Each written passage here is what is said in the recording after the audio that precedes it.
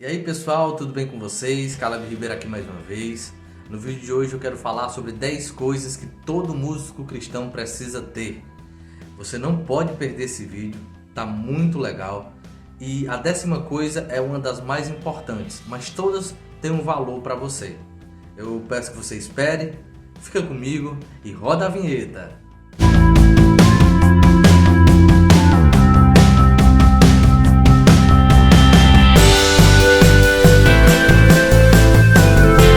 Bom, o primeiro ponto que eu quero falar é sobre pontualidade. O músico cristão, ele deve ser um dos primeiros a chegar na igreja. Ora, por quê? Porque assim, além de você ter que passar o som, ter que afinar seu instrumento, você deve se organizar, né? É algo muito bonito quando você vê chegar no culto, os músicos já estão lá esperando, né? Não tem aquela correria, músico liga um instrumento aqui, outro liga ali. Eu confesso que algumas vezes isso já aconteceu comigo.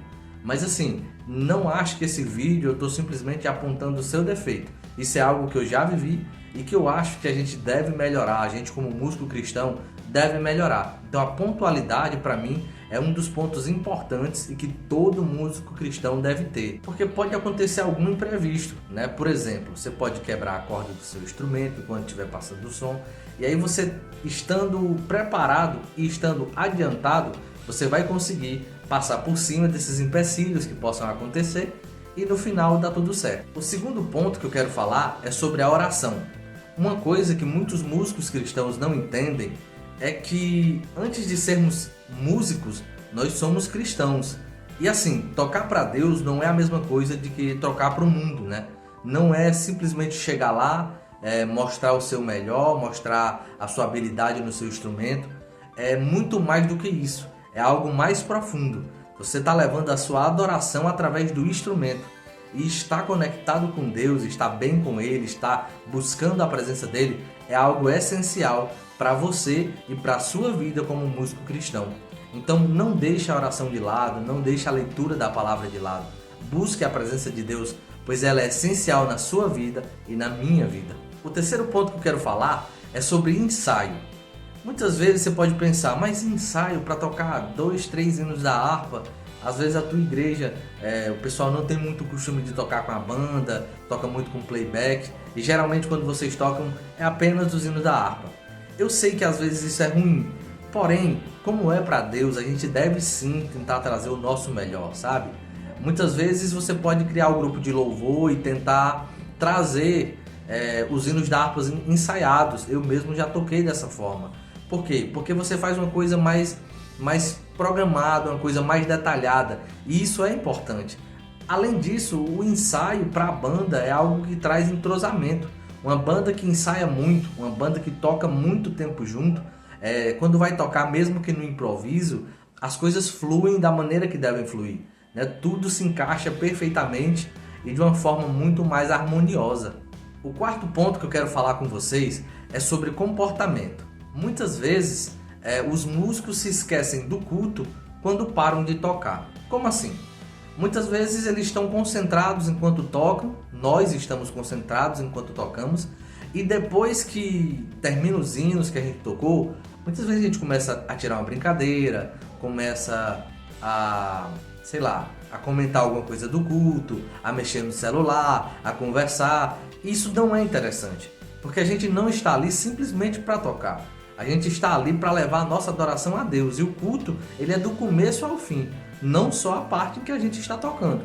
Então assim, esse comportamento que eu coloquei é o comportamento dentro e fora da igreja também. Como assim? Dá exemplo por onde a gente passar, né? Eu já vi muitos músicos cristãos tocando músicas que não são cristãs em meio a rodas, isso até no tempo que eu estudava, né? No tempo da escola. Eu via isso acontecer. E depois eu via as mesmas pessoas que estavam ali aplaudindo, criticando, dizendo assim, mas ele é um músico que toca na igreja e estava tocando a música do mundo.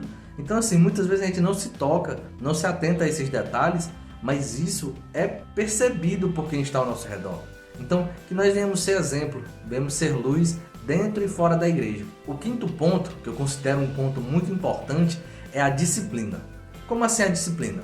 Quando eu falo de disciplina, eu falo de educação musical.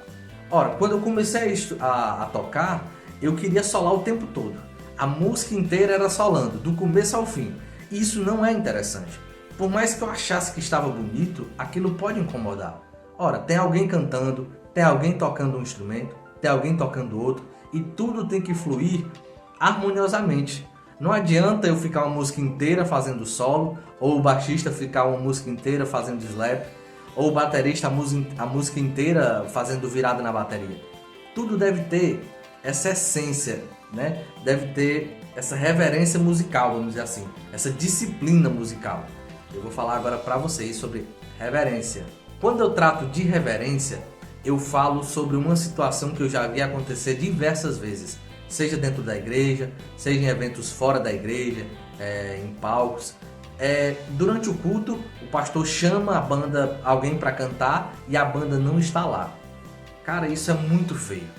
Porque tipo assim, fica um correndo para cá, outro corre para lá para tentar chegar no instrumento a tempo, para poder tocar, não tá ali preparado. Tudo liga aqueles pontos que eu já falei, né? De você estar no culto. Você não está ali só para tocar uma vez e sair. Você tem que estar ali disponível na hora que precisar. Tenha respeito pela casa de Deus e por aquilo que Ele confiou a você. Então não saia, fique.